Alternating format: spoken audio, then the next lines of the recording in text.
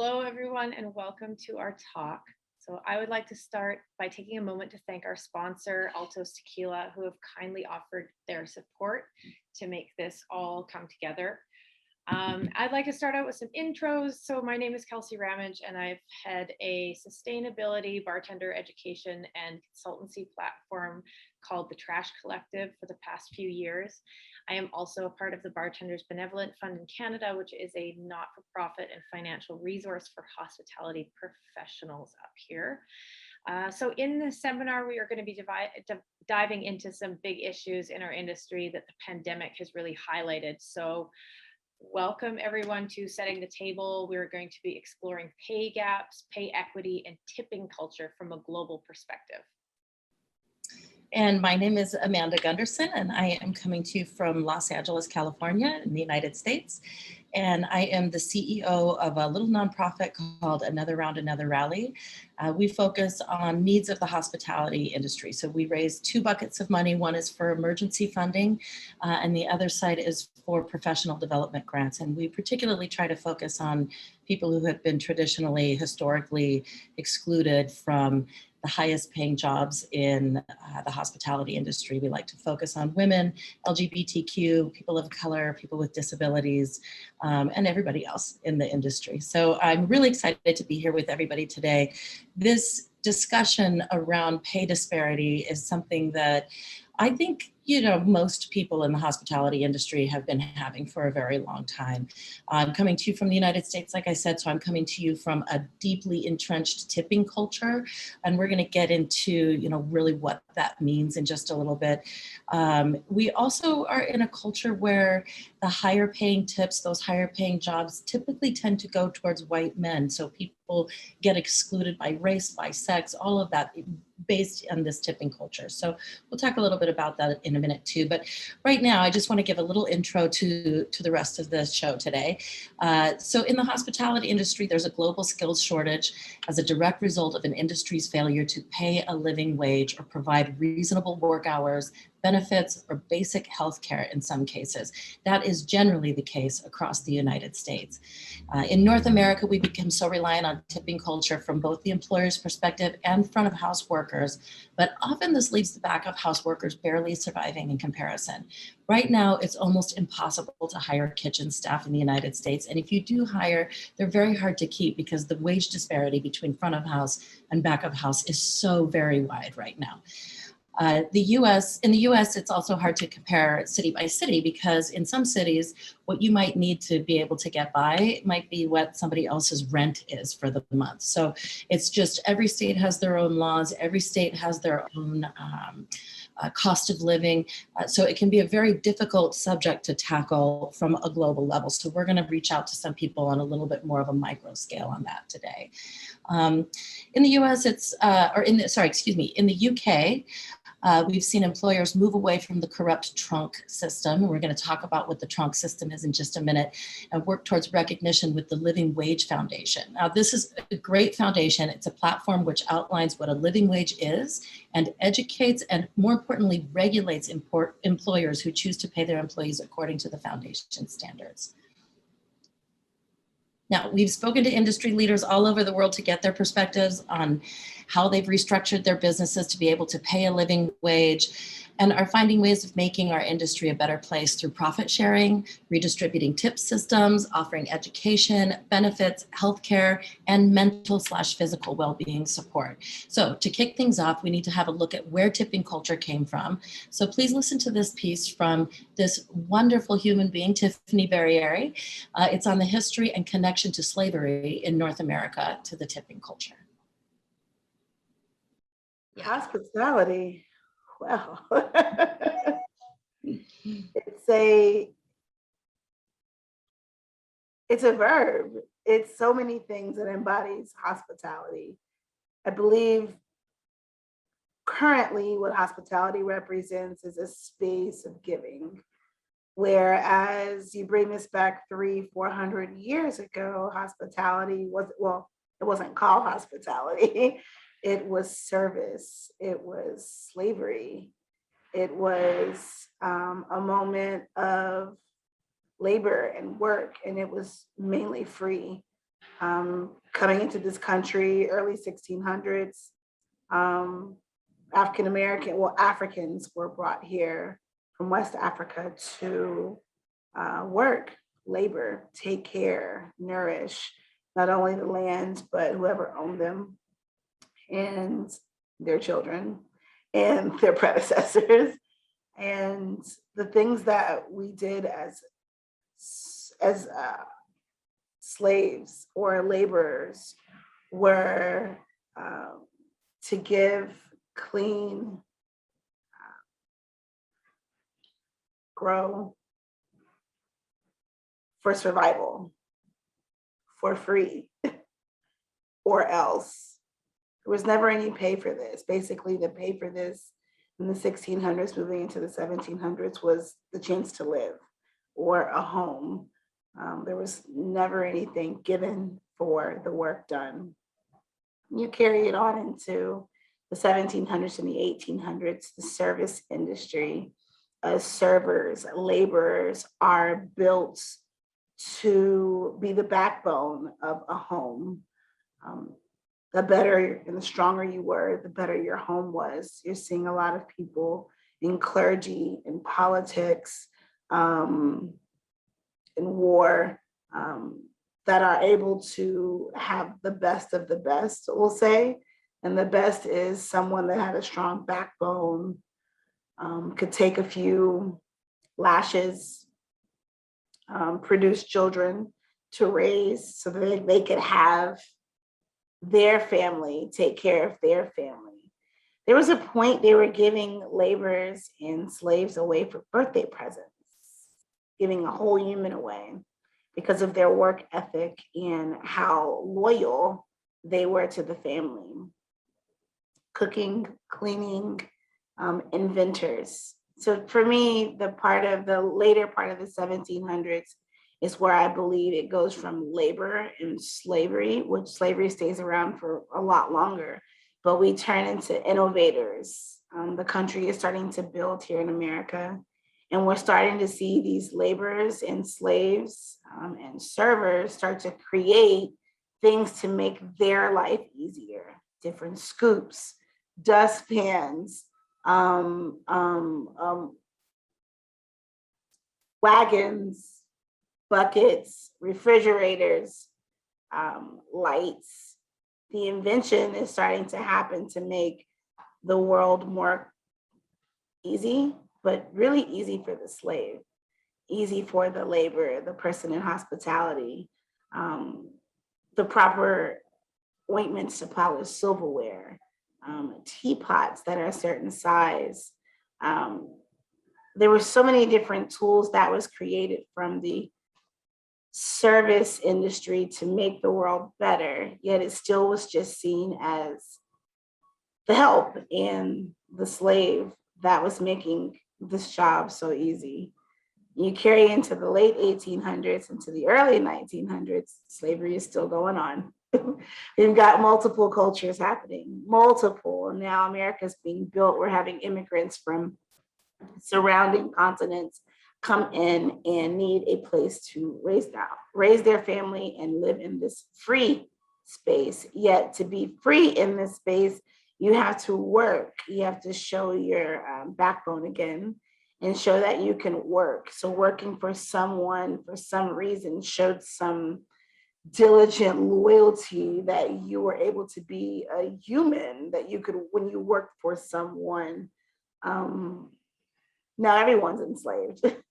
And not only are we enslaved by working for someone as the help, the things that you really need, the backbone, the eyes, the arms, but now you're getting paid less. If you were getting paid, it was bi-weekly, it was once a month. It was like, here's a quarter, and you were supposed to split that amongst yours.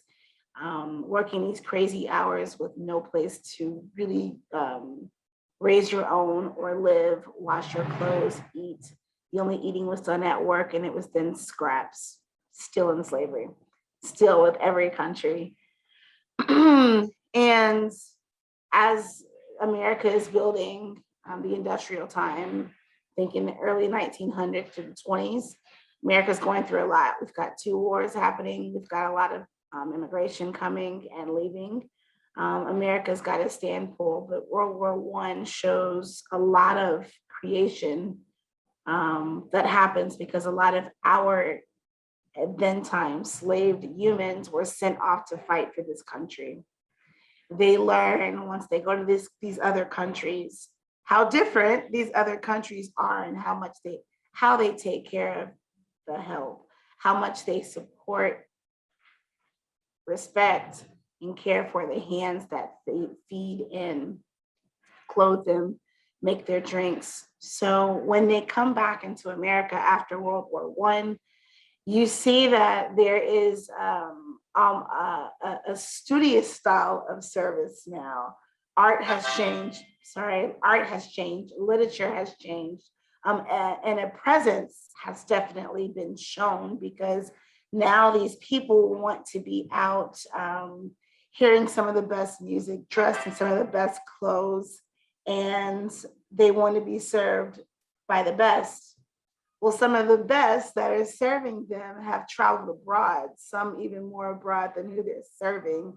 They've learned multiple language, their palates are refined because they've drank cognac, they've drank pisco, they've drank tequila, they've drank wine. They understand what service truly is and what it's about with the backbone of culture, because they've actually been there and they're starting to serve this in the way that it should be served, not the way that they've been told it's served. The money changes just a little bit because now we want to see our token server, but that server can only talk when they're spoken to.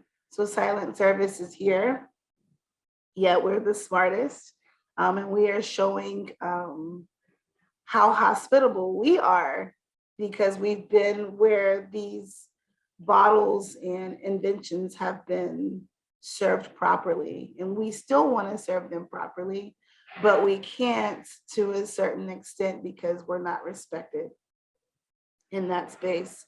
Prohibition hits, we already know what happens. We are deep diving into having cocktails and celebrating in a different tone.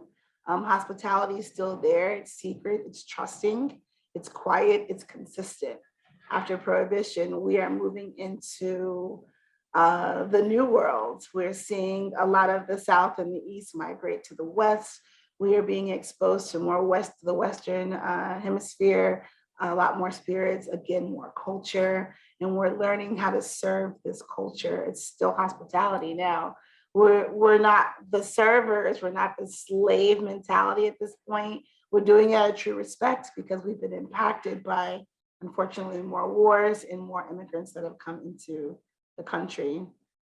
We sit there, I think we've been sitting there for quite some time, spitting out cocktails and styles and nuances of that time frame of the 40s and the 50s, where the country is building on those multiple wars before and multiple cultures that come from behind the bottle, behind the bar, the bottle, and into the glass. As servers, hospitalians, bartenders, we do this style of service because we do it out of respect. That was wonderful. Thank you so much, Tiffany. That was very enlightening, and we appreciate you being here today. That was wonderful. Thank you so much, Tiffany. We appreciate your time, and thank you for being with us today. So we are going to dive a little bit further into tipping culture and its connections to racism with Jasmine McClellan. Take a look. So we are back now with Jasmine McClellan, who is the Academy Lead at Campari USA. Jasmine, you wrote this beautiful paper for your degree in sociology, and the subject matter that you chose to write on was about how tipping culture can be inherently racist. So I really wanted to get into that with you. Thanks for joining us today. Thank you for having me. So can we just talk a little bit about your inspiration for writing this paper and what some of your learnings were in that process? Yeah, absolutely. I mean, it's a kind of an outlier in that sense that I chose a fairly specific, but what I believe to be really important topic within the restaurant industry. And I know a lot of people feel the same way, but, full disclosure, this was not for a hospitality degree. It was definitely something that's just based in sociology, as well as really like ethical dilemmas. And that was kind of the brief that was given to us to write this paper and do research.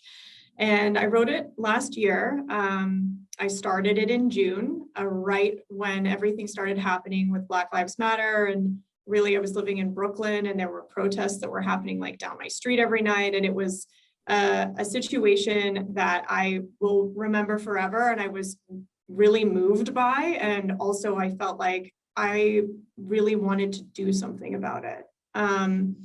And that's definitely where I got the inspiration for the paper from, was like, maybe I can't like change the world today, but something that I could at least do is really study and build a case for wage gap discrepancy in specifically as it has to do with racism.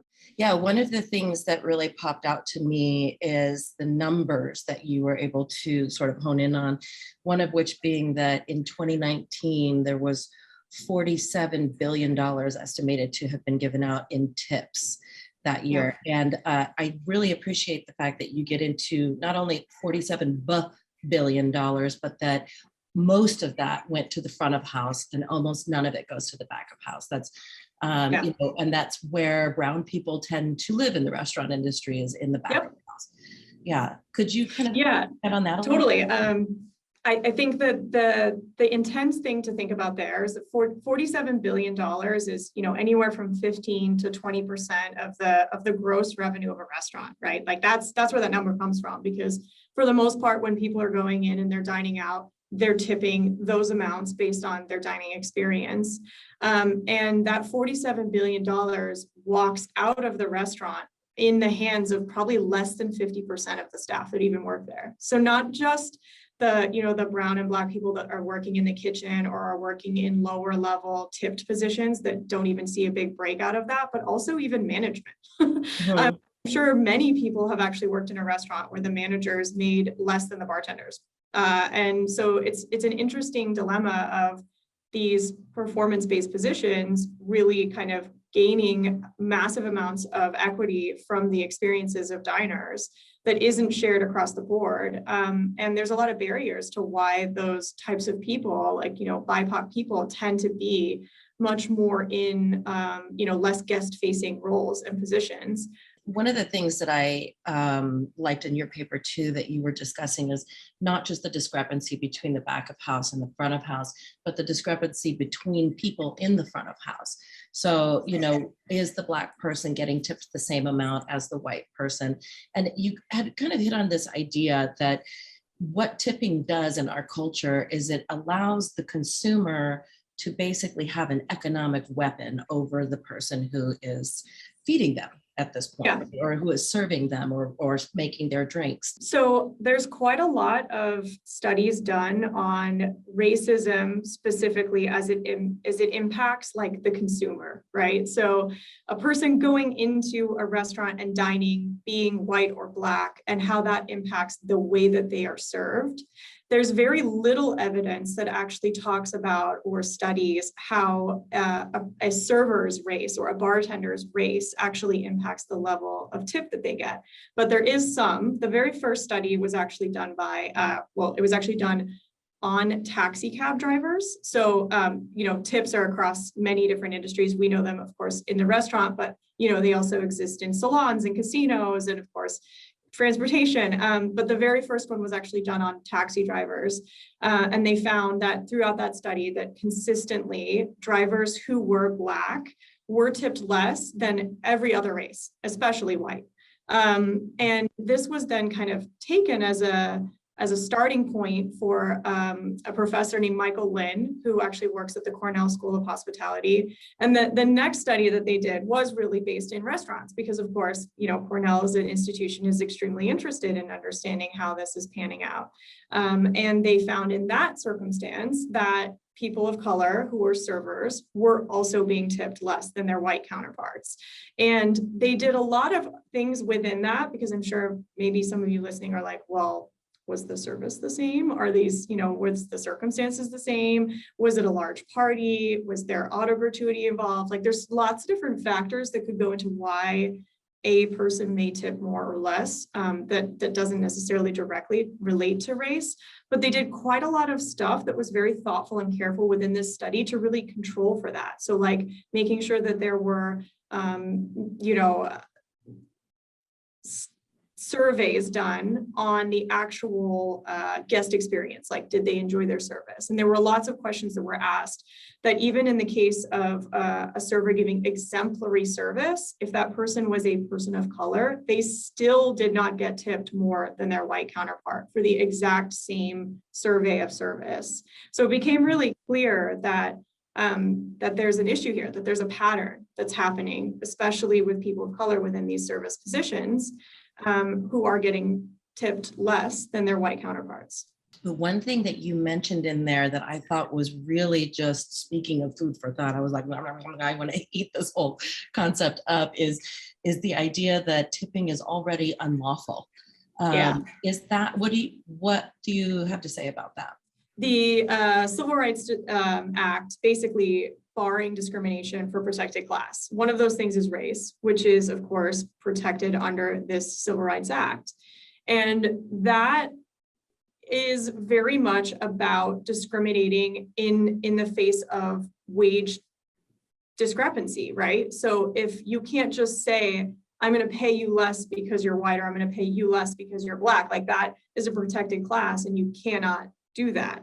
Mm-hmm. So one thing that is, to go back to your economic weapon question, to sort of wrap that back around, is that our consumers are armed and dangerous. Like if we are putting, especially in states where there is a tip credit existing, where, they're getting paid less than minimum wage to make a living, and they are quite literally relying on tips.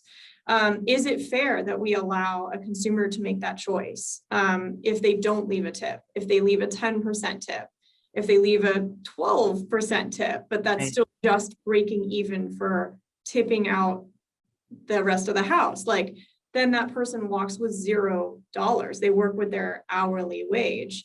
And if someone is a person of color who is, it's empirically shown that they have a disadvantage in receiving higher tips than their white counterparts, then that becomes a very serious issue. Are employers then allowing their employees of color to be tipped less than their white counterparts? And is that, an infraction of the rights law? And it's far-fetched because restaurants will say, I don't have control. Well, sure, you don't have control of what people tip. It is a social norm, and there's a lot of complications that come along with that, and that's why it's pervasive. And even when tipped pooled house start happening, or there's restaurants that don't allow people to tip, like people are like, what do you mean I can't leave extra money? It's hard. It's really ingrained in a lot of us in the U.S., especially because tipping is an interesting concept internationally, as I'm sure some of your other guests will get into. In the U.S., it's pervasive. So for us to just sort of say we're going to change this overnight doesn't really mean anything. That's not a real thing. Right. But making the actual living wage of an employee the responsibility of consumers that walk into the bar, and knowing that there's a systemic issue with racism that prevents those consumers from tipping freely, whether conscious or unconscious in this bias, I think is something we have to address. That's one of those things that we can say, hey, we could maybe change that. We could maybe try to do stuff that protects our employees more from these unconscious biases or racism, even if it's overt, happening within the establishments. I think a lot of us have been been giving this a lot of thought and are feeling a little like, what can I do? How can I help? How can I be a part of a solution? There isn't an easy answer to this, right? There's three main stakeholders in this tripod of complicated equity, which is you've got restaurants, you have the guests that come and spend and tip or don't tip, and then you have the workers. And there's things that have to happen to all three of those stakeholders in order for any radical changes to actually stick. And that's just, you know, that's my biggest sort of, when I wrote the paper, I was like, oh, I'm going to just breathe in a really big sigh because of the solutions that are truly the ones that will solve the most of the problems are the ones that are the least likely to be adopted across the industry. You know, whether it's just unreasonable because it's a social norm. Like I said, it's pervasive. Everybody's used to tipping in the United States, just suddenly turning on a dime and being like, guys, tipping is now illegal. Mm-hmm. Something like that. It would just, you know, that would be crazy. And if even every friend that we know in this industry, if I turned to them tomorrow and said, well, you know, the solution to solving racism and tipping is to make tipping illegal, they'd be like, you're out of your mind. That's how I make all of my money. And that's also true. Yeah. Right. I think like the last thing that you just said about restaurants actually probably having the most to gain is, you know, that $47 billion was just tip money last year. And that could be going into the restaurant. It could be going into a structure that supports all of its employees. It could be going into, you know, making sure that everybody is working at a livable wage, which doesn't suffer from any of the racial issues that happen from consumer discrimination, but also the, you know, inequality that we see in the back of house and front of house. Like there's a lot of solutions there, but it's a major challenge and big paradigm shifts that have to happen in order for that to be the case. But there are, you know, small things that could be happening that are smaller solutions that are maybe more of an interim, you know, solution for now, which could be things like adopting service charges or pooled houses. There are ways to sort of combat that, but it is more and more complicated because state to state, there's different laws with how minimum wage is calculated and how tip credits are occurring and the legal handling of those funds. So, you know, it's not without its complications, obviously, but I think that there are definitely ways to improve it, even if, you know, you start with unconscious bias in management with hiring practices. Right. You know, that's one way right there. You could help try and get more Black and brown people in serving positions and promote from within. And management positions. Yeah. Yeah. Exactly. Yeah. And making sure that, you know, you're promoting from within for qualified candidates, you know, who have been there for years. Like, I mean, I know plenty of restaurants that I worked at where we had Hispanic barbacks and they never became bartenders. Same. You know? I can say the same thing. Yeah. Hispanic, and whatever, you know, insert immigrant here. Exactly. Get promoted. Yeah. Yeah. I have the same environment. Mm-hmm. Yeah. Yeah. So there's little things that we can do without having to abolish tipping forever and making it illegal. Yeah. Well, I mean, hopefully working towards that. I'm like sold, you know, I read your paper and I'm like, let's get rid of tipping. But it is a perfect segue into some of the other guests that we're going to have today, because we do have a number of people here from all over the world who have maybe not, you know, we're not in a abolishing tipping society just yet, but have like developed some solutions, some smaller solutions to the problems in the interim. So it's really great. Thank you so much for joining us today. I really appreciate it. My pleasure. In the United States, there's a major labor revolt happening right now. Why the labor shortage is happening is a very complex subject that we're going to try and tackle. People are changing jobs, they're quitting jobs, or they're just flat out not going back. And it's happening at a record pace, but particularly within the hospitality industry right now. Now, there are several reasons why. Some people have just realized how toxic their work environment was and just simply do not want to go back. But restaurants are notorious for being unsafe spaces that are full of harassment. But the biggest reason why people are not returning is because of the low wages. Is the issue simply solved by paying people more money? Not exactly. More pay doesn't always take away the pay discrepancy and inherent harassment that comes along with tipping culture. It's also important that in the US, most restaurant jobs do not come with health insurance. And the ones that do generally only pay a portion of the costs, and the benefits are not very good. Not to mention just being tired on never having a break, never sitting down to eat a meal, never being able to take a paid time off or have paid maternity or paternity leave. The industry can also take a major toll on you physically and mentally with repetitive motion injuries in both cases. For those of you watching outside of the United States, the insurance industry here is very complicated. It's not just like you pay for insurance and so you get full coverage and you get great coverage. It's a whole racket. It's a whole scam that goes on here. And it is very hard to understand as just a regular consumer or as an employer or as an employee, what exactly it is that you're getting. For example, I have only had one job as a bartender where I was actually getting health insurance when I was in the 14 years that I spent behind the bar. There was only one case that I could say that happened, and that's because I was working in a hotel. So I was working for a giant hotel corporation that was allowing me to have what were actually pretty good health benefits at that time. But then I started working in corporate America, and I had another job where when I started, I could pick, they were going to pay a portion of my insurance, a very large, generous portion. I still had to pay part of it, but they were very generous. But they were like, okay, so you might be in your 20s and not really having very many health problems.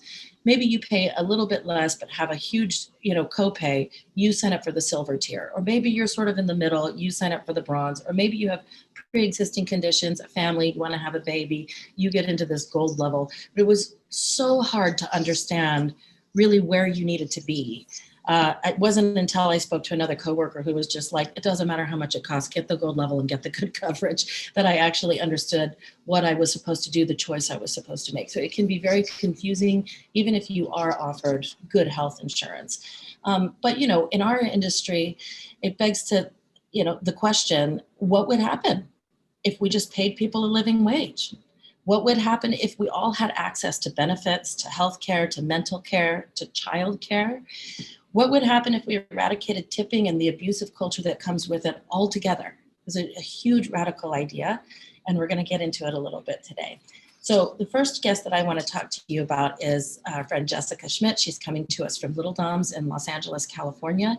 She hasn't eradicated tipping altogether within her restaurant, but she did drastically change the tipping structure there. She went, instead of what we normally would do would be to tip out by, if you have a pooled house, you would be tipping out by title. So bartender makes X amount, bar back makes X amount, head chef makes this, the hostess makes this. She decided that what she was going to do is have the tip out structure be centered around knowledge.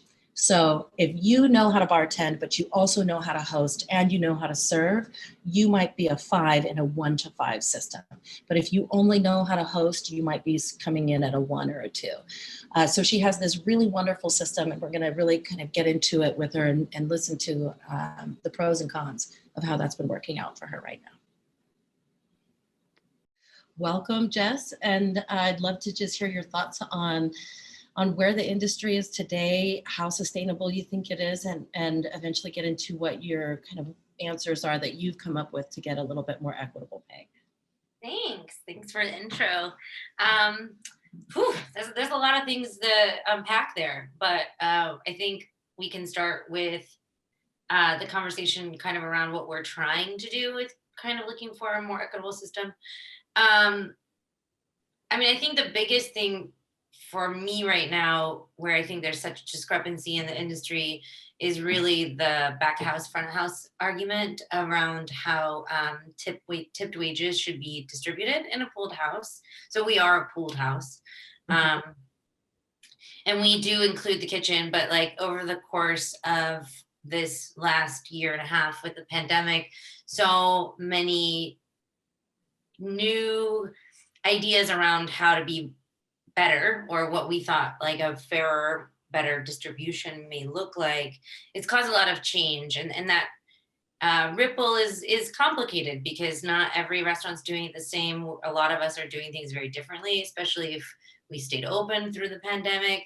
People that closed and reopened may have an older or their former model, still working and haven't had to make any adjustments. And I think that part is really difficult in already having an economy of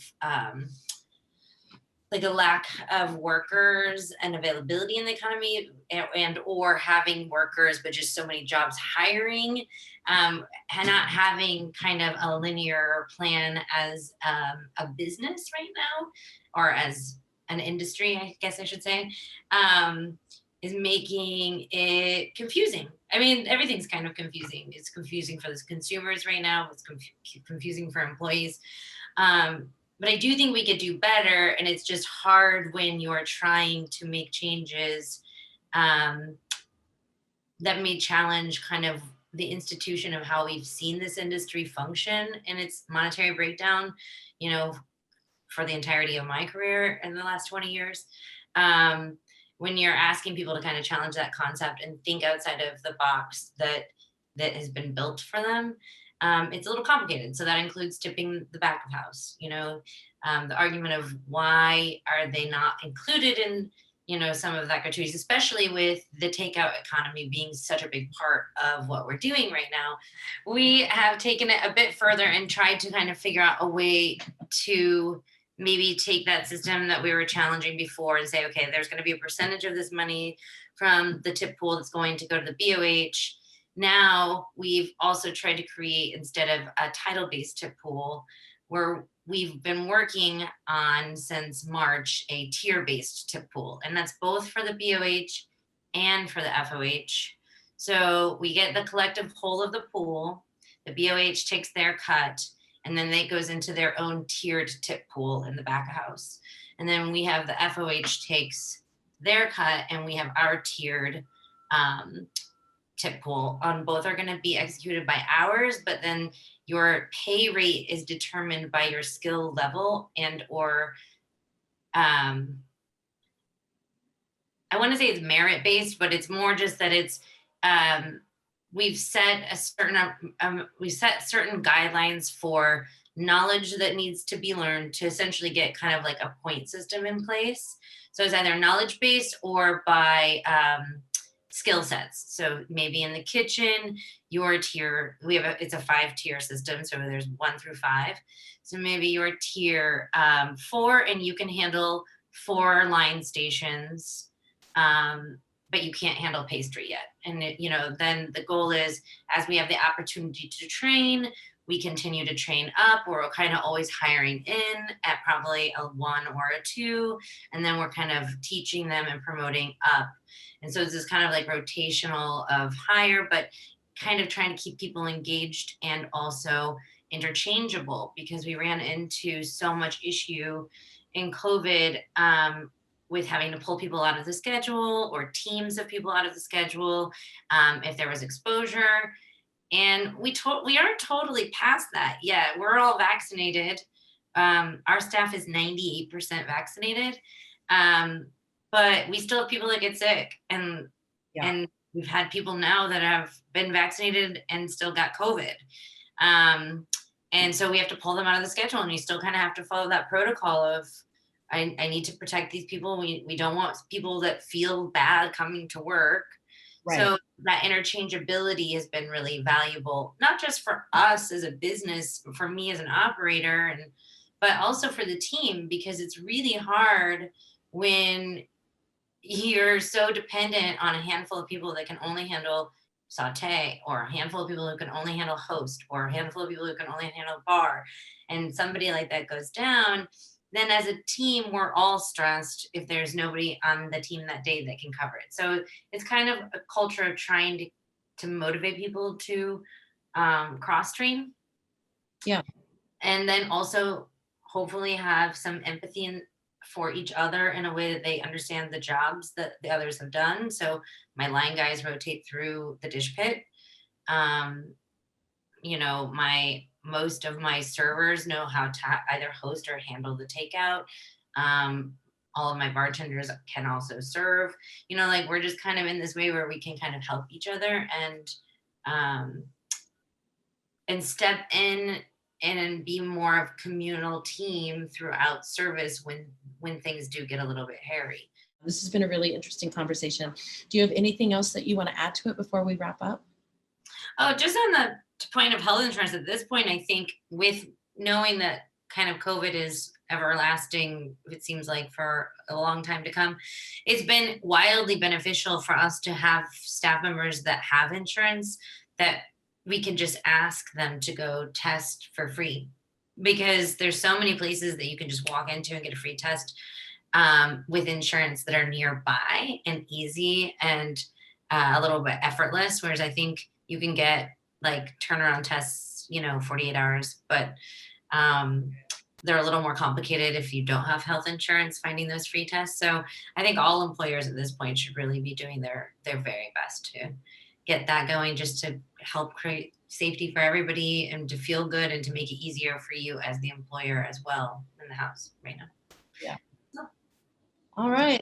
Thanks for your time. Yeah, thanks for your time. This was such an interesting conversation. I really love what you've been doing over there. I've just been admiring the way you've been innovating over and over and over again in the last year and a half. So thanks for joining today and sharing all of your knowledge and best practices with us today. I appreciate it. Thank you for taking the time. I hope it's all helpful. Thank you so much, Jess, for your time.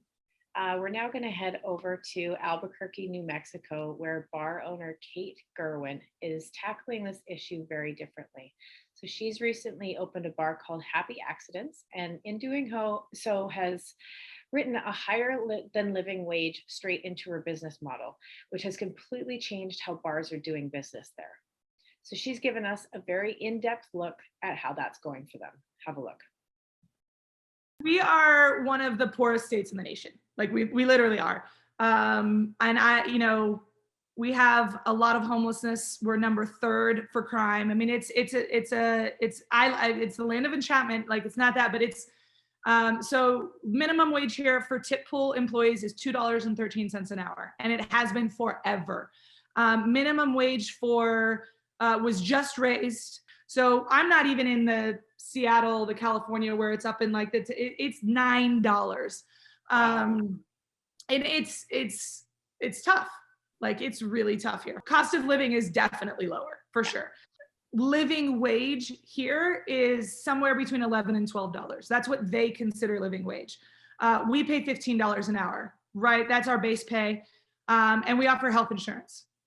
So my dishwasher is almost getting double what minimum wage is. And it's important. And it's really, really good feeling. Like, honestly, like the feeling that we get, especially, so we've been making waves. The Restaurant Association here in New Mexico was fighting the minimum wage increase. So we opened kind of at the tail end of the pandemic, but still during the shutdowns not shutdowns, but during limited capacity. So when we opened, we were at 50% capacity. And the Restaurant Association was basically saying restaurants can't do this, cannot do this. And we opened $15 an hour. We did this and we were like, you just have to make it a priority in your business model. If you don't make it a priority in your business model and you don't make it part of what you're doing, you can't. And I understand that. And if you operate pre-pandemic business models, you can't.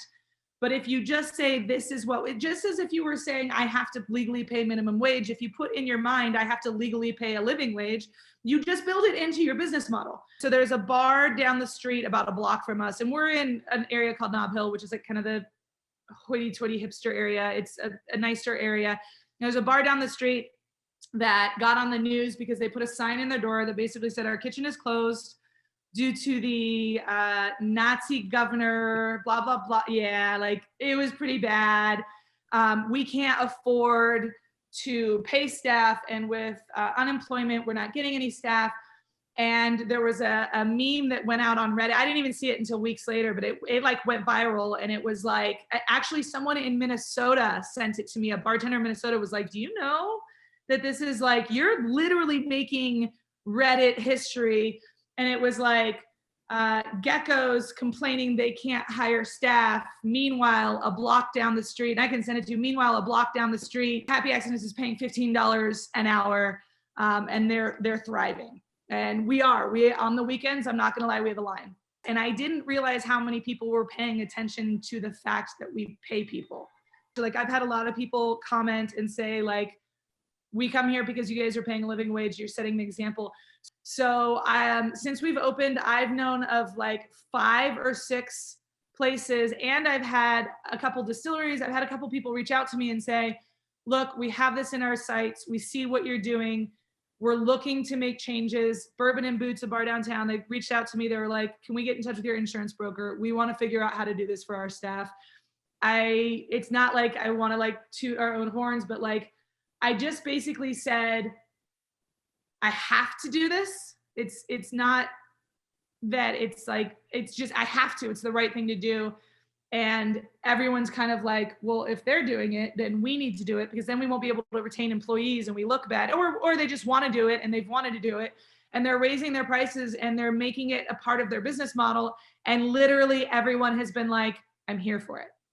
That's Guests amazing. have been, I'm here for it. And Yeah. people are accepting it. And I do think there's going to be flack. I get it. But it's becoming the norm here. And honestly, like $15 an hour here is, it's more than a living wage. It really is. And my staff, I mean, I believe my staff feels valued. I know they're always talking about it. I know they're always posting how much they love work. I know that they come in here, they, you know, I'm not losing staff. I haven't had anyone quit. I haven't had people run out. So where I do recognize that the pandemic did a lot to make people leave the industry. I also am recognizing that the restaurants that are coming back in a different angle and in full force and trying to change the business model are coming back in a different way. So we also provide mental health coverage, 100%. It was really important when we built into our health insurance. Like the first thing I said to my broker was, she said, what do you need to prioritize? And I said, I need to prioritize healthcare. With everyone being in a better mental mindset, especially everyone having access to mental health, I told even the ones that like didn't think I'm like, get into therapy, you know, just once a month, once every other month, it's free. You have it covered. Those things really have been helping everyone kind of come in and they're in a different mindset. They're not coming in to talk to their coworkers about the problems as much. They have an outlet outside of work to talk about their problems. So the problems don't tend to fester in our space. Yeah. They are handled outside of our space. I mean, for the most part, don't get me wrong, there's always, but like, it just seems to me that everyone is becoming a little bit more adept at handling those things outside of work. So then when we get to work, everyone's kind of like, yeah, okay, we're here for it. Let's attack the day. You know, one of my bartenders said the other day, he's like, I'm going to get to buy a house. And I was like, yeah, you are, you know, like, yeah. And it feels really good. Because they're doing really well. I mean, like, I know they're making, you know, I mean, like in New Mexico, I don't know, like, you know, salaries are around 40 and 45. I mean, like my bartenders are pulling in 60 to 75K and they're working hard, but they're doing good.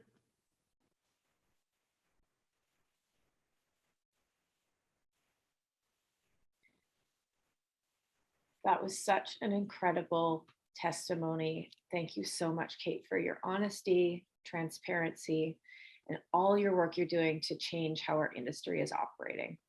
I hope we can all take some kind of inspiration from you. I know that I certainly have. So for our next guest, we are going to get some perspective from the back of house and how organizational structures can help. We have one more interview from the United States that Amanda has conducted with Kirk Davidoff. Have a look. I'm here with Kirk Davidoff, and he is coming to us from the Restaurant Organizing Project, and he's going to talk to us today about some of the benefits of organizing and what you can get out of that type of work. So, Paul, thank you so very much for being here with us today. Could you talk to us a little bit about the benefits of organizing, what somebody might get out of it? So we actually came up with what we call our 10-point plan, which is 10 things that we think can be really, really solidly changed in the industry and 10 really concrete things we could do. I'm not going to be able to list all of them, but there are some really specific things that we know when you organize and you win demand, either through a union contract or by getting together with your coworkers and, you know, kind of bringing your concerns up to the boss that way as a group of workers, not just by yourself. There are a lot of solid things that can be done. I'd say for one, a lot of times this is true, you know, across all industries, union workers make more than non-union workers because they have the ability to actually bargain and come to an agreement and actually have a say in compensation. There are also fair wage practices, right? Because it's not just you going by yourself and be like, hey, I need a raise. It's everyone else doing a fair system, right? Like when I was, you know, I know a lot of places where back of house, I was working at a place where back of house cooks, like every single cook had been there for different amounts of time and we're making completely different amounts of money based on like literally like what they started at, what they bargained for at the beginning, if they got raises, who knows? It was kind of an open question, and it was kind of based many on like someone managers going they up and being had. like, can I Yeah. get a raise, please? And like, also it's very racialized, right? Like and very gendered. Like, there's, a lot of studies how a lot of wage, issues with the wage gap are just like, if like, you're bros with the head chef, you can go up and be like, hey bro, I need some more cash, and they're gonna, they'll give you a raise. And it's a little bit different depending on, it's all about personal relationships. When you're organized, that can become standardized, right? So you get a raise. Right now at my job, I have a union job. I get a raise every year. It's very standardized. Like it's based on seniority, and I know what I'm going to be making 2 years from now. I know why someone is making more money than me, right? I can actually say it's actually defined schedule. So, but beyond just wages, there's a lot of other stuff like being able to bargain for healthcare, for better healthcare. That with a union contract, you can change. You can require just cause for being fired. But beyond all of those, there's kind of the additional thing of working together as solidarity, which is really, I think, like one of the most incredible things. If you ever learn about union organizing, a lot of it it's just like, wait, this is just how to make friends, which is something I should have been doing a few months ago, right? It's stuff that it's about building connections, right? Because it's about coming together as a workplace, not just, like, well, I'm going to be friends with the 2 other people on my shift, but like, okay, well, what about the person not on my shift, right? What about the cook in the back if I'm up front? What about the busser who's like 17 and has, like, and is in their first job? What about like the lifer in the, who's, been dishwashing forever and ever, has a lot of weird stories. I haven't really talked to him before. When you're a union, when you're organizing, you kind of got to talk to all of them, right? It doesn't matter their language. It doesn't matter how old they are. It doesn't matter what they look like. You got to find a way to talk to them, because we all got to be on the same page, because it's all about coming together, right? And that's a really, really powerful experience. And that's, I think, like throughout history, right? That's how there have been a lot of cases where, people have confronted issues like racism, sexism, and stuff through solidarity, through a whole workplace coming together. And that's honestly just one of the most powerful things in the world you can ever be a witness to. How can somebody go about finding a union, picking a union, getting things together in a way that they can actually make a strong change for themselves and their coworkers? That's a really great question. If you're looking to organize, I'd say the first thing you do is something I'll recommend to everyone, which is make a list of everyone who works at your workplace. Just kind of write it down and be like, okay, who do I think I'm a visual person, so writing it is always better for me. Like, just write it down and take a look at it and be like, okay, who else can I talk to about this? Because it's tough. You don't want to do it by yourself, right? You want to find a friend. But beyond that, you should get in touch with people who have done this before, with either with, if you know anyone else who's tried to organize, hit up them, talk to them. If you don't, there's a lot of great resources. First of all, I'm going to recommend us, of course, right? You can find us on social media, Restaurant Organizing Project. We have a website that you can find by Googling us. We have a newsletter called The Dish. That's at dishrag.org. You can get in touch with us through that way. That's totally great. You can talk to local organizations, like if there's a chapter of the Democratic Socialists of America, the DSA in your city, great organization to reach out to. You can also reach out to, if there's other groups like Restaurant Opportunity Center, Restaurant Workers United, also great groups. Beyond that, there's kind of, depending on the city, the labor movement is very big. So depending on the city, there could be a different union that's interested in reaching out. So it would be really great to talk to your local labor council. You can Google like your city, labor council. Talk to someone from there. They could be a really good resource. You kind of, no matter where you are, the really great thing, and why I'm kind of part of the labor movement, is there's people in the labor movement wherever we are, right? Like there's a post office in every city, those people are in a union. They're in They're in one of the postal worker unions. There are UPS drivers, you see UPS drivers, they're all in the Teamsters, right? There are people who are ready to be on your back and to stand with you. So Okay. you're gonna find friends wherever you are.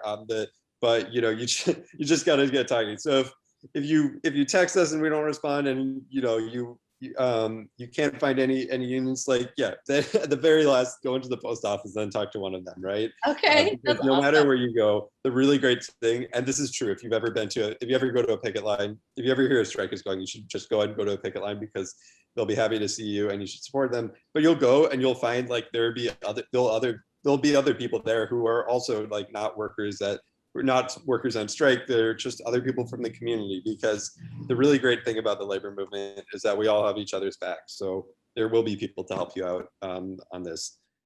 So here in Canada, we do have things like free healthcare.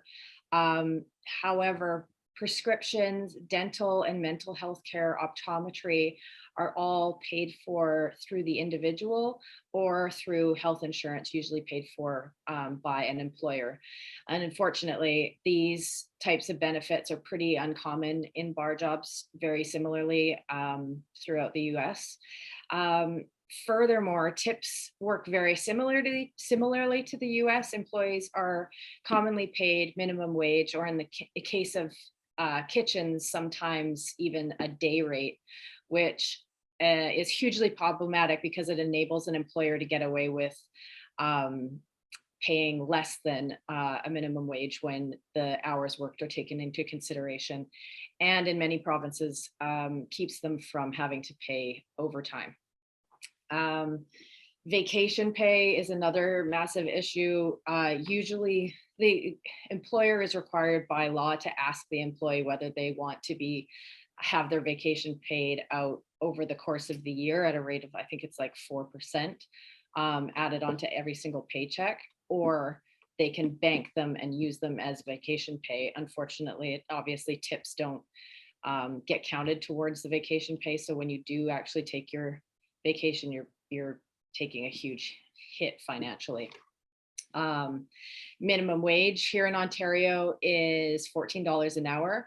Up until I had researched this, I thought the minimum wage was regulated throughout the entire country. It is not. A liquor server, this is still in effect in Ontario and Quebec, and I just couldn't believe this. A liquor server is paid $12.20 an hour as their minimum wage, while most other provinces have done away with this, obviously a notably flawed system. Per OntarioLivingWage.ca, this is another foundation similar to the Living Wage Foundation in the UK. The living wage in Toronto is $22.08 an hour, which, when you take into a consideration that a liquor server is $12.20, it's a massive, massive difference. But this website is a great resource. It also provides a guide for employers to pay living wages, and accredits businesses who have taken the steps to meet that criteria. And as we're getting back into services kind of reopening here in Toronto, we've slowly started opening just a few weeks ago. There are a few restaurants in Canada over the course of the pandemic that have decided to do away with tipping systems altogether and pay a living wage instead. So in order to offset the higher wage costs, they've increased their restaurant pricing by as much as 18%. Which is usually what a gratuity would be if you were to go dine in these places. So Burdock Brewery and Richmond Station are some examples here in Toronto that have done just that. And when the pandemic hit and they were forced to close their doors, there's something here in Canada called employment insurance. So that is paid to employees who have been laid off or are unable to work for any reason. So obviously the pandemic was part of that. However, employment insurance, you pay into it every single paycheck, but it doesn't it doesn't take into account tips. So it's only, an employee that might have earned $800 a week in tips, plus maybe, $350 in wages, would only be receiving 55% of the $350 per week, which is obviously not enough to live off of, and certainly not enough to live off of here in Toronto. Okay, so now we are going to go to Australia. I have here with us Lacey Hodgert, who's a lecturer at Blue Mountains International Hotel Management School at Torrance University. And I invited her here today because she's a wealth of knowledge for the subject matter that we're trying to tackle today. She's a lecturer there. She lectures on subjects from human resources to cross-cultural management to Australian business law.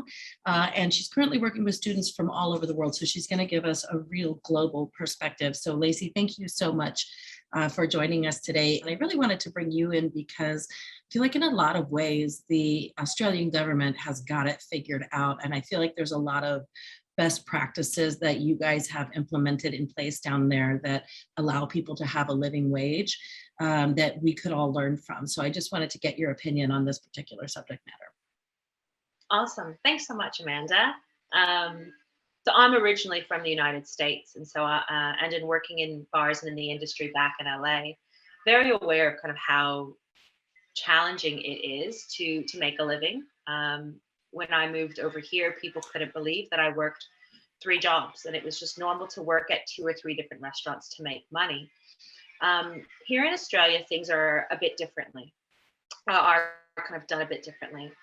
Essentially, there is a general award system where each industry, so the hospitality industry, has essentially a system of compensation set up. So employees make a living wage. There is a minimum wage for all industries, not just hospitality. And based upon your skill level, you will be paid a certain amount of money. And the minimum wages are looked at every 6 months to a year, and there's updates.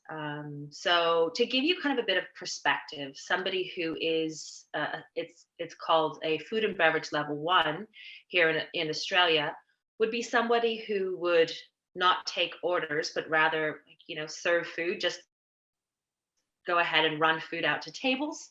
Mm-hmm. They wouldn't do the cash register. They're just very much behind the scenes. So that person would make $20 an hour. Wow. That's starting out.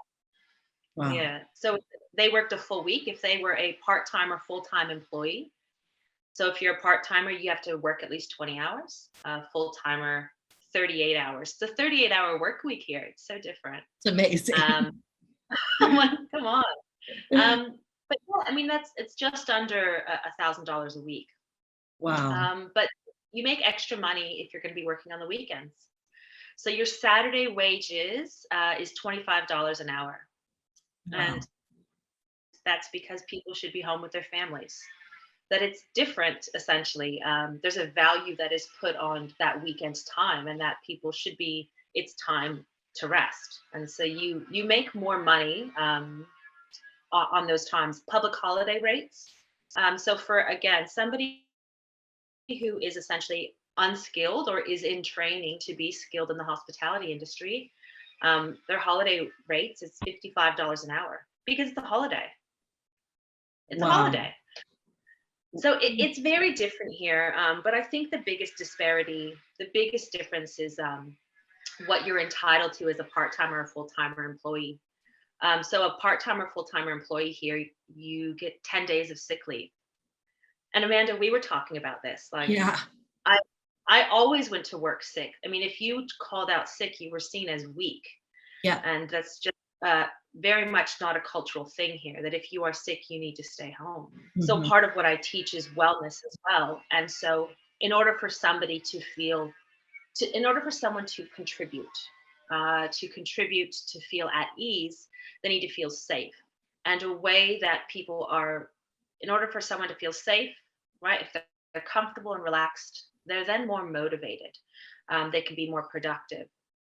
And this all ties in with the nervous system. But essentially, if people can't take a day off and they're sick, they're already worn down, they're not going to feel safe, that will contribute to a toxic work environment. If people essentially aren't being paid correct wages or are reliant on guests to pay their bills, it's a good short-term motivator, but in the long term, it's not sustainable, and it's not something that they should rely their own kind of satisfaction on. So I sent you a journal article about that was so interesting, and it was that people's mode might be short-term motivated by tips, but in the long run, it does not improve overall satisfaction with specific jobs. So. Right. It's interesting to hear that you're teaching that type of wellness as being a part of the way that employees should be treated on the whole in the workplace. Is that something that you're teaching from the HR side of your lectures? Yeah, definitely. So there's a few things. So there's a concept called emotional labor. And emotional labor is it something that's kind of come across over in the States? Emotional labor is essentially, it's the expending of personal human emotion in order to go ahead and create an experience. The challenge with hospitality workers is that we are paid to serve drinks and to serve food. That's what our job description says. But in actuality, what we are required to provide is an experience. Our own emotions are being expended in order to go ahead and make someone happy. Now that comes at a task that causes a consequence, can cause personal consequences to an individual who is going through something traumatic. The hospitality industry is riddled with potential traumatic occurrences or things that people have perhaps been carrying or experienced. And this emotional labor can lead to burnout. And that's why you see high levels of people leaving the hospitality industry, is because they have to use their emotions and kind of put their mental health at bay while engaging with people. So that's something that I do teach. It's the importance of looking after your employees. So I teach human resources from the aspect that all managers will have to perform the duties of HR, of your HR department. And it's motivation. You have to motivate people. You have to look after them, just take care of them. And so you can do that in a myriad of ways. But just be a good person. Yeah, not just with pay. I mean, it does feel like there is, there is a major talent gap that's happening right now. There's a lot of talent that just does not want to come back to the industry for, just like you said, myriad of reasons. And it's not just the pay gap that can help you maintain your employees. There are so many other things that you can do in addition to paying someone a living wage that will allow you to be competitive on the management side in terms of keeping employees, getting them in place, and having them, the retention that you're looking for year over year. It's really inspiring. Well, thank you so much for inviting me to come. I really do appreciate being able to talk and kind of give a different perspective. So we're going to bounce over to the UK from here, where we caught up with two people who are paying a living wage and have restructured their system entirely, but pretty much from the start of the opening of the business. So we've got Monica Berg from Taran Elementary, and then we've got Jan McPherson, who owns Panelist and Sons in Scotland. And both of these people were attacking this situation, the pay situation, very, very differently. Because I just remember when I was living in London, I was not making very much money, and it was just, you don't see people that are over maybe 30 years old still working behind a bar. So it's just, it's a massive, massive problem there. So while tipping culture is not as ingrained into society there, it's not uncommon for bars or restaurants to actually include a service charge in the bills, which can range anywhere from 8 to 12 to 12.5%. This service charge is not required to be paid for by the customer, but it's pretty uncommon for a guest to dispute the charges. Usually happens when there's like an incident that's happened over the course of their service. So these charges are then redistributed to the employee via a trunk system. So I'm just going to explain briefly what a trunk system is. So basically there's somebody, and Monica has explained this very, very, very well in the video that's going to follow, but I'm just going to kind of give you a little overview. The tips or the service charge is submit to a person that is outside of the organization or the business that is supposedly chosen by the staff. The employer has no say in who this person is, and it's usually somebody that the employees don't actually know. They then redistribute the tips. There's usually little to no input as to how they're distributed, and then they're distributed via, I think, on paychecks usually. The other situation that you can do is to have the service charge then submit to the government, taxed as taxable income and redistributed to the staff evenly. And that is a little bit, you don't get as much tips because they're taxed as income, but the benefit to that is that it is actually taxable income. So it looks like you're making more on paper. So I was able to catch up with Monica Berg, who explained a little bit more about why the trunk system is so flawed and why she's choosing to pay a living salary versus a living wage to all of her employees at Taylor and Elementary in London. So here is Monica. In the beginning, we didn't have the license to do takeaway or deliveries, so we had to be shut. And we essentially went from, February was one of our strongest months to date at the time. And then March, boom. We chose to keep going until we were ordered to shut down because we didn't want to close down and not know what we would do with our staff. But as soon as they announced that they announced the furlough scheme where essentially we could keep our team employed, and then the government would cover up to 80% of the salaries. Of course, it was another blessing in disguise for the hospitality industry because they don't take service charge or tip as a salary, even though you have to pay tax on it. So ironically, but it at least meant that our staff would be somewhat secure, and then when we could, we would try to top it up a little bit, but essentially we had no income. In the UK, they put the burden of employment on the employer so that even though the businesses don't get any support, the staff do. But you only get that if you are employed by someone. And as a business, you still have to pay NI, PAYE, and all of the kind of social cost pension, all of these things. So I understand that if you're a big company and if you have thousands of employees and you are not able to operate, I can see that struggle.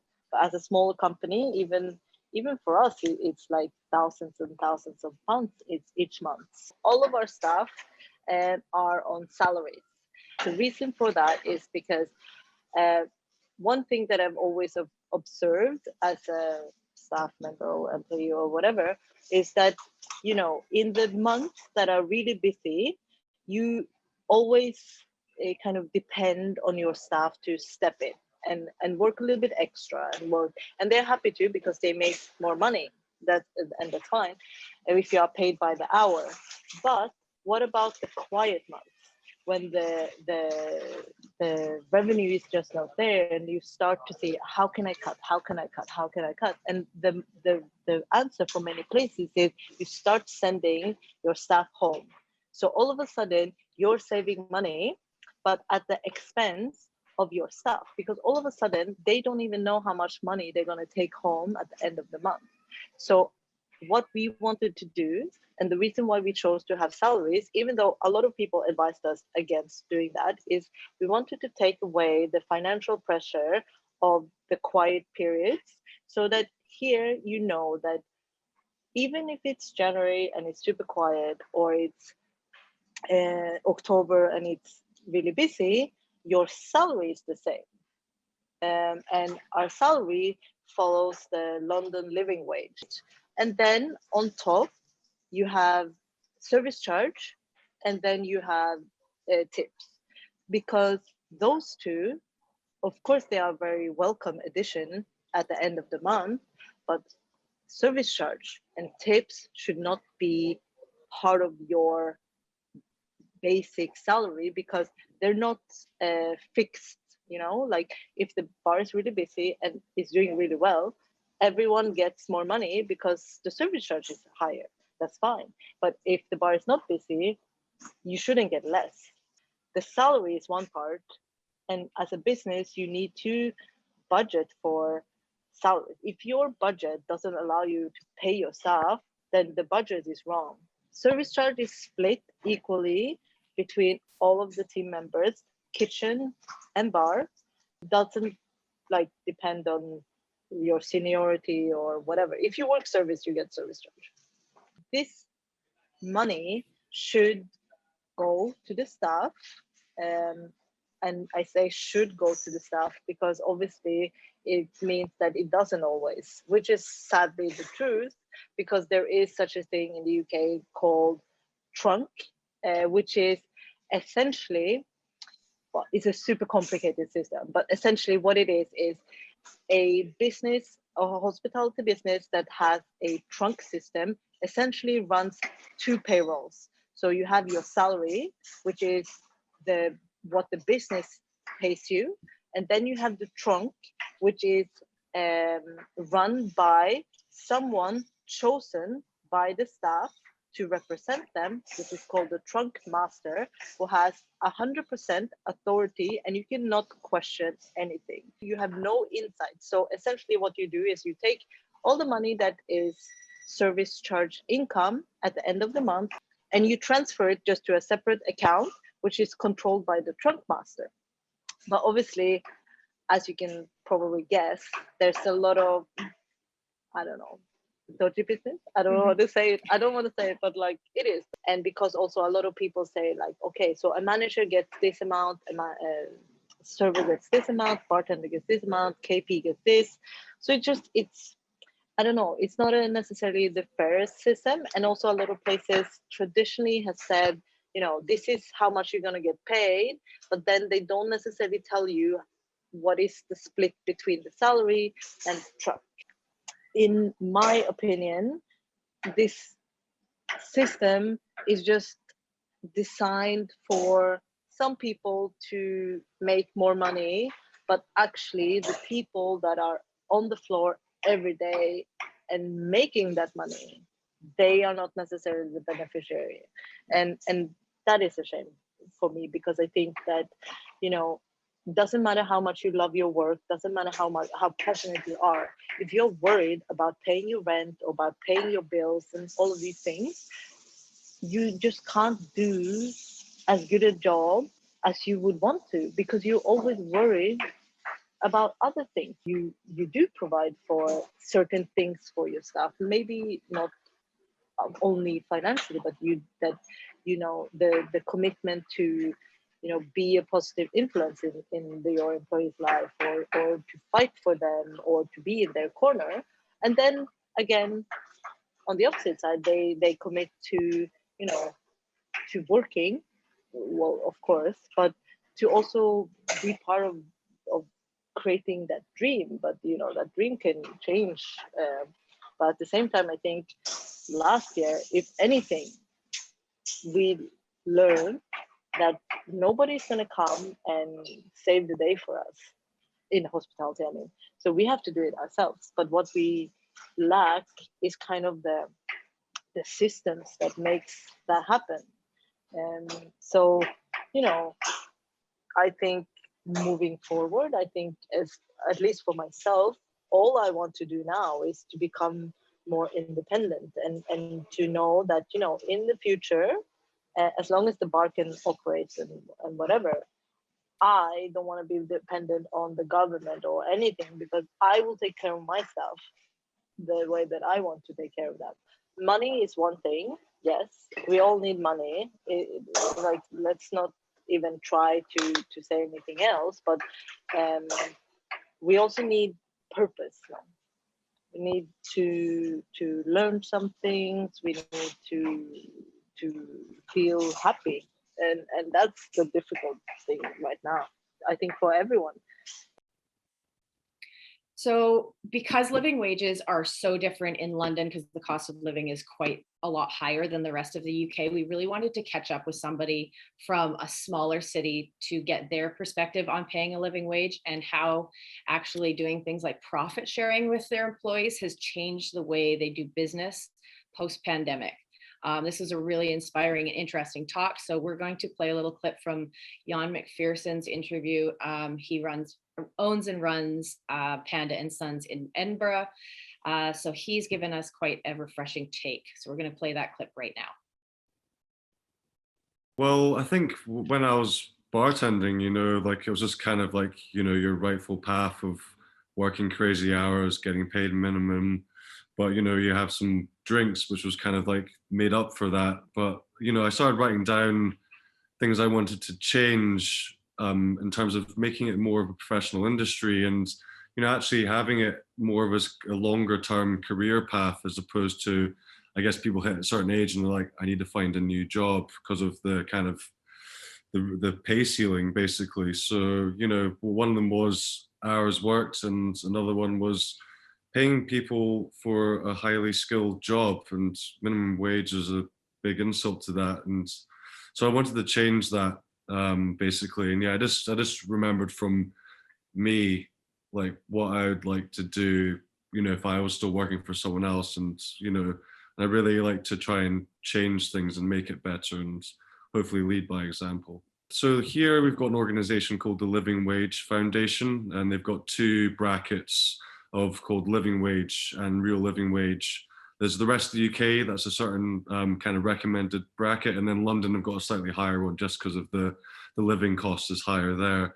But yeah, I always kind of paid 20% above minimum wage, but then a couple of years down the line, someone actually told me about the organization. So then we went through it to get it kind of accredited, basically, that we were doing this. And yeah, so we've always done it since day one, and thankfully we were kind of in that bracket of what they were suggesting. And since then we went through it all and kind of, yeah, got all the accredited, and we became the first independent cocktail bar, I think, in Scotland to do it. So yeah, it was a proud moment.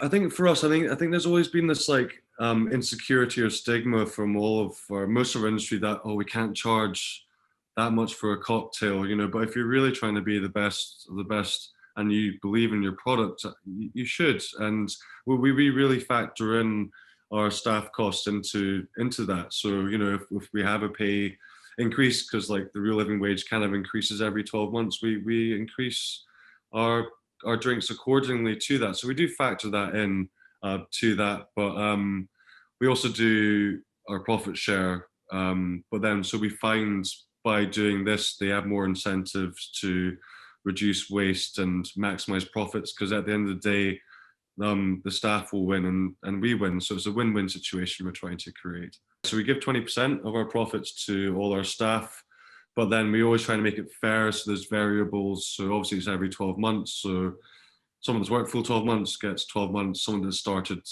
a few months beforehand will only get certain cuts. Then there's different pay brackets that's determined in there, and also their average hours is also factored into it. And yeah, our accountants helped us a lot to kind of make it as fair as possible. But yeah, that kind of works out at about 2 weeks pay bonus at the end of each year. I think we've kind of averaged. But what we found in our first year was our wastage was down 10%, and our turnover was obviously not like for like profit, but our turnover was up 10% from the year before. So that, that it shows the incentivized scheme worked, and the staff really made that profit for themselves, and that was a really nice experiment. I wasn't sure about it, and yeah, it's been working really well, and we find it helps our staff retention as well. This will be our 6th year. Yeah, so I mean, there's been a big stress for me to make sure we can hit that target this year, just because everything that's happened around the world. But actually, the good thing about COVID is, one thing is we've got a lot more efficient and frugal with everything, and the whole team have really teamed together for that. So yeah, that's been one of the benefits. So I think hopefully we can definitely reach some kind of profit share out of this year also.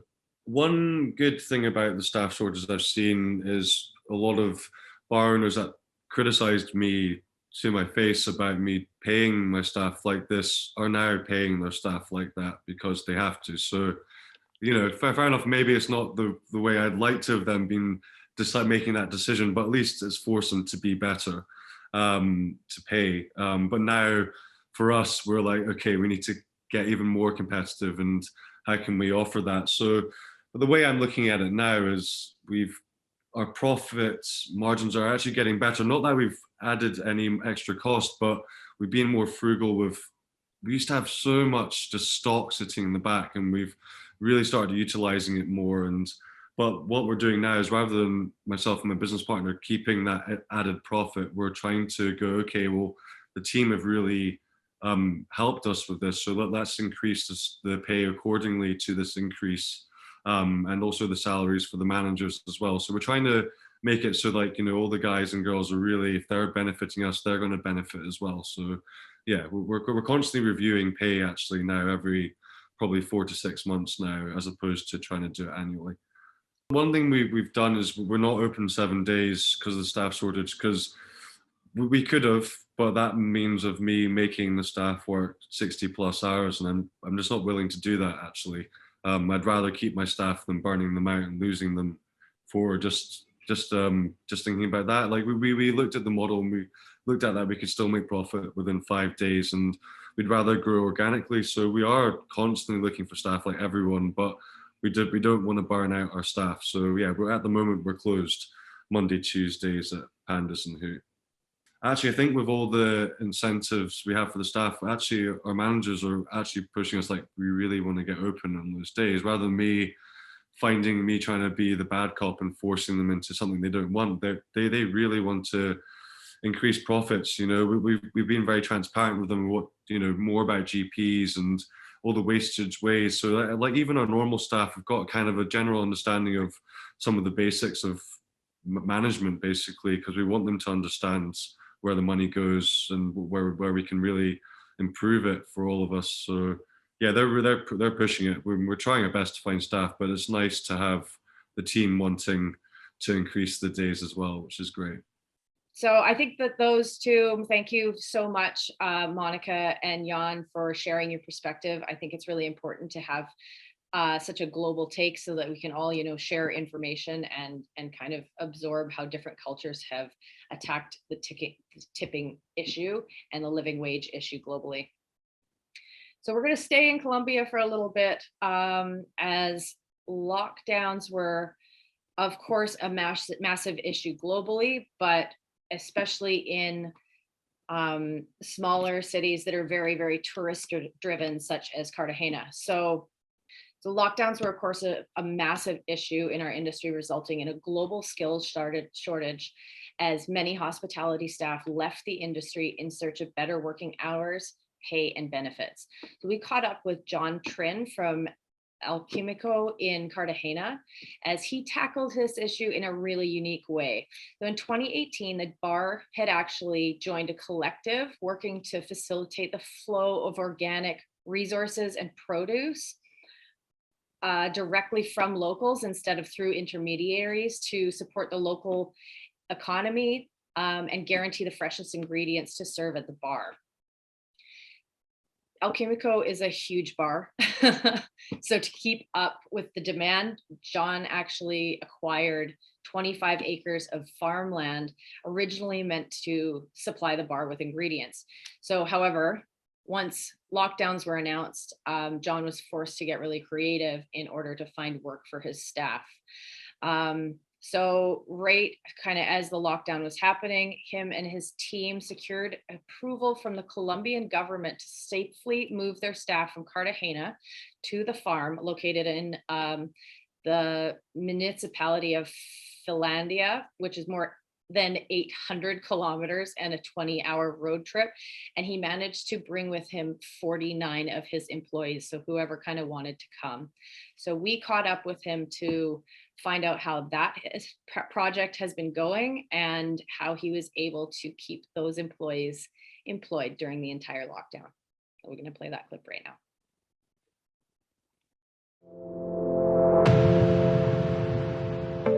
May nada que decir que ustedes ya no sepan. Hace varios meses, la vida como la conocíamos cambió.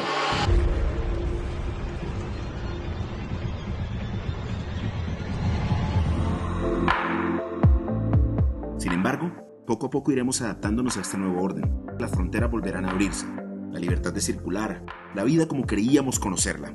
Regresaremos a una nueva normalidad, o al menos eso es lo que esperamos.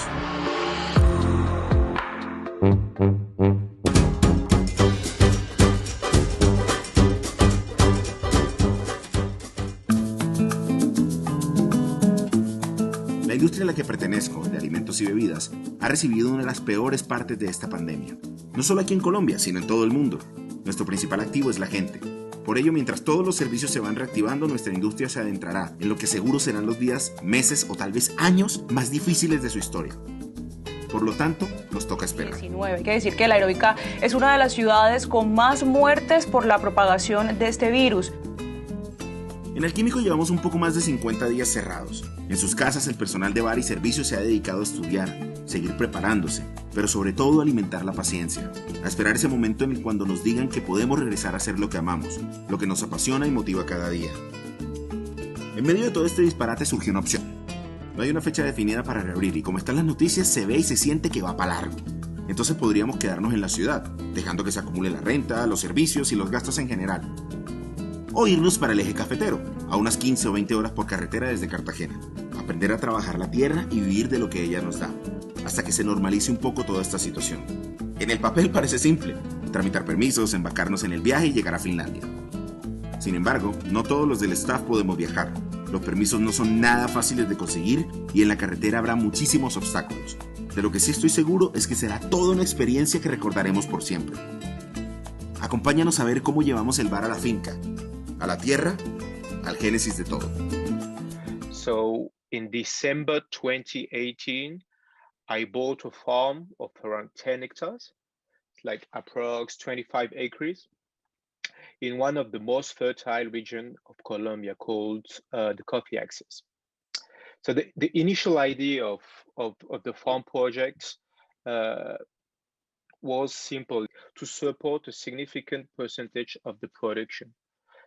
Fruits, plants, vegetables, and spices for the operation of the bar. At the beginning of the COVID-19 pandemic, I realized that the closure would last several months. I talked to my staff and I told them, okay, guys, I won't be able to pay you because at this time I was paying them like 100% of their salary to learn. So we had a lot of master classes and but you know, no income, nothing. Yeah. No help from the government. I don't know what happened in the US, but I think we had less, even less. So I had a Zoom call with my entire staff, and I told them, okay, guys, in 1 month I will not be able anymore, like to pay your salary. So really sorry, but I have an idea. If you want to go with me to the farm, I will take care of you guys, like transportation, food, and roof during the next month. So we stayed there 4 months, okay, and we achieved like a lot of small projects in apiary for the production of organic honey. The construction of a greenhouse in native bamboo, a reforestation project with more than 1,000 native trees, and we planted around 1,000 citrus trees as well, and that will serve like in the next year the demand of the bar. We do preparation like of organic fertilizers, and we adapted the land because like it's like mountains, you know, and we adapted the land for the creation of ecological trails, and we planted hundreds of vegetable aromatic herbs, a seed bank, native seeds that guarantee the perpetuity of the species of Colombia. The farm is not only for us. I mean, if the industry people from everywhere, like in the world, in Colombia and in the world, they want to visit it, it's a pleasure for us to show it, you know, because it has a meaning, a big, huge meaning when we show the farm and the house, you know, we did everything by ourselves. And a lot of people, they ask me if what other people can do at their scale, you know, in their bar. And I would just say, like, every single detail of the bar, you can take a decision which can change the life of a lot of people. That was such a wonderful story. John Tran has generously offered to host anyone who would like to learn about or visit the farm. So we'll offer his contact information at the end of this video. Okay, so we're about to speak with Erin Rose from Bogota, Colombia. She is changing the way that she schedules people, which is outside of the norm for her city. And this is to make work hours a little bit more reasonable for her staff. However, this is not something that is a societal norm. The way that shifts are normally structured are a little bit different from what she is doing. So we just want to preface this talk by saying that these changes are not easy and they are slow to convince ownership of, and also, you know, certain governmental systems. So while she is doing some great work, she just wanted to make sure that we mentioned that this is a slow step-by-step process. So let's launch in. So basically, how it works here is a lot of people in the industry make what is minimum wage in Colombia, which would be about 250 USD. And then there's tipping on top of that. But unlike the United States, for example, the tip is usually 10% included in the check. And a couple of years ago, they actually changed, the laws changed to make sure that all of those tips were split between the employees, and it varies depending on how much the restaurant makes in a month. I work for quite a big group in Bogota. So what we do is basically to make sure that people know at least like a baseline of what they're getting. We guarantee a certain level of tip. And then if the restaurant does really, really well, they can make more than that. The minimum wage in Colombia is about $250 a month. Usually the starting wage for us would be about double that, with tips, like the baseline that we guarantee. Anything above that in Colombia is considered that you're in like an upper income bracket. So then like our head bartenders would probably be making between 2 and 3 million pesos, which is like $550 to $950. I mean, I'm not an owner of the company I work for, which I think is important to say because I think that affects how much input. And I'm lucky in that my bosses are open to change and they listen to me in many respects, but I wouldn't have the full power to, for example, completely change our pay system. I think it's important to them that we are known for giving not just the same treatment that everyone else gives, but a better treatment, which I think is admirable. And so based on that, one thing we're starting to do is instead of raising, when someone changes, for example, they become the head bartender, instead of just raising the amount of tips they receive, we're starting to raise their base salary, which helps a lot with things like banks. There's a mandatory bonus that everyone receives twice a year that's based in your base salary.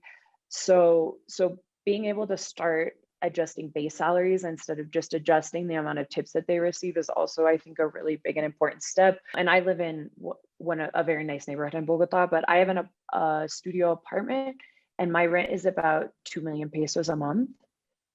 Right. So if you're living obviously in a less central part, this is also goes back to like why a lot of people live so far from work. There's not a living wage essentially for people to be able to live where they work. People in the service industry in Colombia work 6 days a week and they work split shifts. So you have like 4 hours in the middle of the day or 5 hours where you're not at work, but most people live quite far from where they work, like an hour. So it's not really feasible to go home. So you kind of have this dead space in the middle of the day. A couple of years ago when we opened a bar called Segundo, I realized that tackling payment structures was quite difficult from the position I was in at that time. So I decided to work on scheduling to try and get rid of those split shifts, which really affect people's quality of life, and also work so that the bartenders could have 2 days off. I had a lot of sit downs with labor lawyers to figure out how I could do this legally in Colombia, because there are certain restrictions around how you can do work scheduling. And we eventually found an exception that they had made for the petroleum companies that allowed them to maintain a more flexible schedule, because the petroleum companies do some pretty crazy hours where they'll do things like people work long days for 10 days and then they rest 5 days.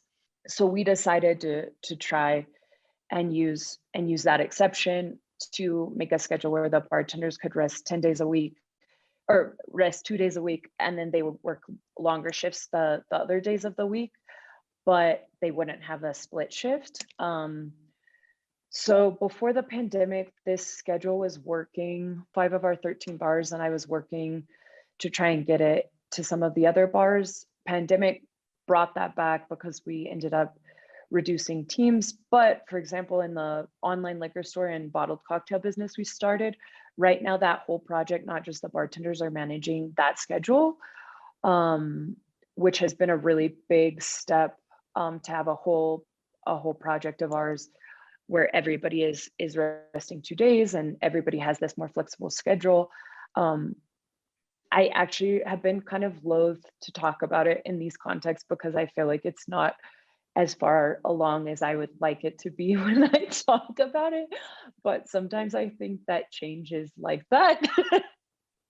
Thank you so much for all of those wonderful interviews, Kelsey. This has been so interesting. I hope everybody at home who's watching has enjoyed yourself, learned some things, have some stuff to take away to your home bars. We've seen many different perspectives today on tackling pay inequity, the global staffing shortage for hospitality, and we've seen many different ways to tackle this issue. It's clear that we haven't figured out a single right way, but there are many leaders taking the charge to change the systems that have clearly failed our industry in the past. And now is really our chance to come back stronger and better than we were before the pandemic hit us. One great resource that we found today is the Living Wage Foundation in the UK. And on further research, there are many, many others that detail what living wage rates and what changes employers can make in their workplaces to be more effective to potential staff. So like I said before, I hope you took away some actionable items that you can put into place at home. Maybe you've been inspired to make some changes in your bar, to make safe places for yourself and for your employees and for your fellow coworkers. We're looking forward to seeing the new hospitality industry after what we've all been through in the last couple of years. So, cheers. Thank you so much, everyone.